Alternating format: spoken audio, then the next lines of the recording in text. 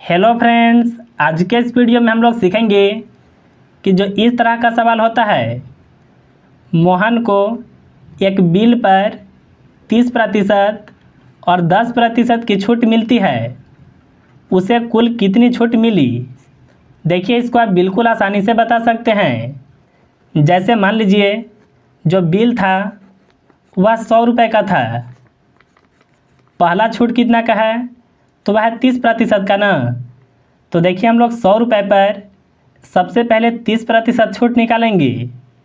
तो इसके लिए देखिए गुना में लिखना होगा 30 को, प्रतिशत का चिन्ह जब हटेगा तो इसके बटा में लिखना होता है 100 को। देखिए 100 से 100 कट जाएगा तो यहाँ पर देखिए आएगा 30, यानी देखिए पहला छूट प्रतिशत में 30% है ना। अगर देखिए हम लोग रुपए में बात करें तो वह होगा 30 रुपये। बिल कितना का था तो वह देखिए था 100 रुपये का। तो देखिए हम लोग 100 रुपये में से यह 30 रुपये को माइनस करेंगे। तो देखिए यहाँ पर माइनस करने के बाद बचेगा 70 रुपये।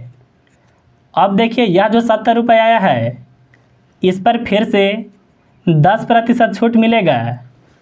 तो चलिए हम लोग 70 का 10% को निकालते हैं।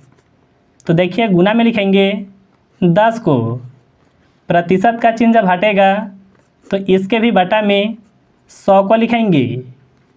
देखिए यह 2 जीरो से यह 2 जीरो कटेगा, 7 से गुना 1 में करें तो यह होगा 7, यानी देखिए अगला जो छूट मिलेगा वह 7 रुपये का मिलेगा। यहाँ पर देखिए बिल का जो कीमत बचा था वह 70 रुपये बचा था, लेकिन देखिए इसमें से 7 रुपये और भी छूट मिलेगा। तो देखिए 70 में से 7 घटाने पर यहाँ पर बचेगा 63। तो अब देखिए आपसे पूछा जा रहा है कि कितना प्रतिशत का छूट मिला। देखिए हम लोग 100 रुपये मान करके इसको बना रहे थे, तो 100 रुपये पर अब केवल कितना बचा, 63 रुपये बचा है। तो देखिए 100 रुपये में से 63 रुपये को माइनस करेंगे।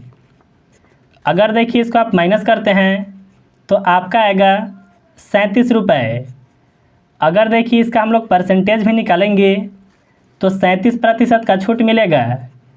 देखिए इस तरह के सवालों को बनाने के लिए एक तरीका यह होता है और इसका देखिए एक फार्मूला भी होता है, उससे भी देखिए आप आसानी से ऐसे सवालों को बना सकते हैं। फार्मूला होता है x प्लस वाई और माइनस में होता है एक्स वाई और इसके बटा में 100।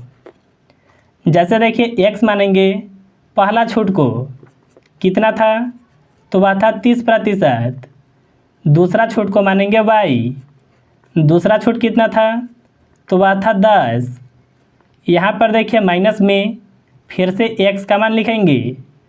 तो पहला छूट था 30, कोई भी चिन्ह नहीं है तो यहाँ पर चिन्ह लगेगा गुना का। y का मान कितना माने हैं तो वह माने हैं 10 और इसके बटा में यहाँ पर देखिए 100 है। यह 2 जीरो से यह 2 जीरो कटेगा, 30 और 10 को जोड़े तो यह होगा 40। यहाँ पर देखिए माइनस में 3 से गुना 1 में करने पर यहाँ पर रहेगा 3, 40 में से 3 घटाने पर यहाँ पर बचेगा 37।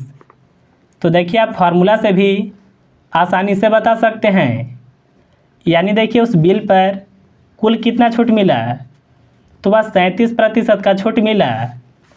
अगर देखिए आप डायरेक्ट जोड़ करके बता देते हैं कि 30% यहाँ पर और 10% यहाँ पर, अगर देखिए इसका आंसर आप 40% बताते हैं तो यह बिल्कुल गलत होगा। तो देखिए इस तरह से आप आसानी से बता सकते हैं। तो मुझे उम्मीद है कि आप अच्छे तरह से समझ गए होंगे।